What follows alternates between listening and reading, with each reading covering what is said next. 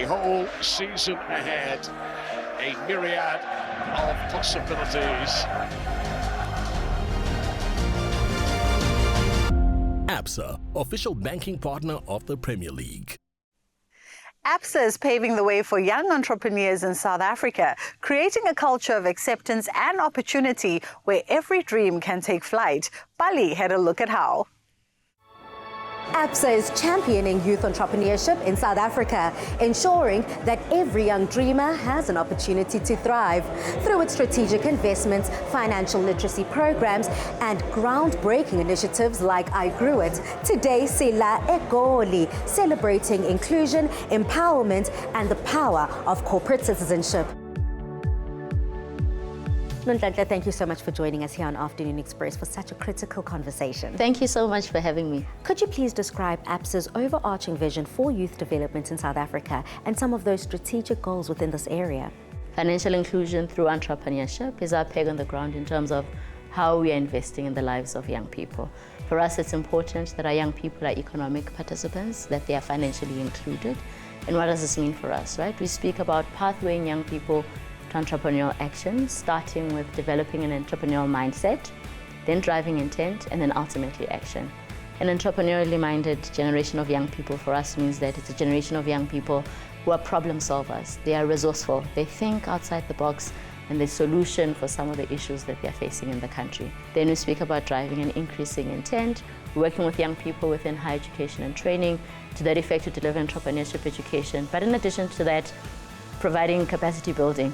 Because we're saying we must capacitate these young people. If we are positioning entrepreneurship as a potential career of choice, have we given them the skills to say, if they say this is for me, then they can do it. Thirdly, we then look at entrepreneurship action, right? Because that's important. Resources to be able to establish and to formalize their enterprises. So then how does ABSA's commitment to youth development align to your broader business objectives and your corporate social responsibility initiatives? Two key things for us. So it's about shared value delivery, right? So it's important for us to be a responsible citizen that invests in the lives and the communities in which we operate, right? Because we cannot exist and thrive as a business in communities that are not thriving. But second to that, we speak about an ecosystem approach in the manner in which we deliver our work as corporate citizenship. What does that mean for us? Once we pathway young people into entrepreneurial action, as corporate citizenship, we then say who else within the ABSA ecosystem should be working with these young people. We then speak to our colleagues within the enterprise development space.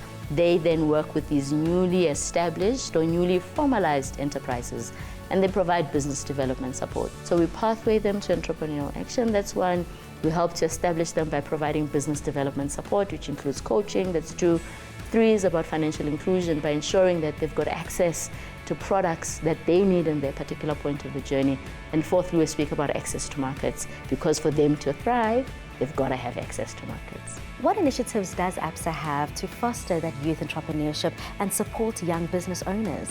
So from a mindset point of view, one of the key partnerships that we are having is with the Department of Education through their initiative of the E-Cubed, right? So what we're doing with them is three things.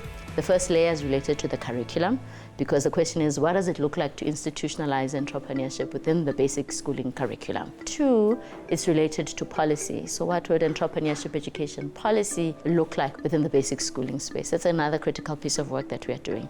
The third layer of work is then saying, look, in terms of the educators who are then delivering this particular content, how do we then also capacitate them in delivering this particular piece of work? So our other partnership is with the Ellen Gray Center for Africa Entrepreneurship, and I think this piece of work is quite critical for us. So having data that informs driving entrepreneurial action, particularly related to youth, is key for us, and that's why we've partnered with the Ellen Gray Center for Africa Entrepreneurship. The Ellen Gray Center for Africa Entrepreneurship provides data on underlying conditions behind how to grow ecosystems in Africa.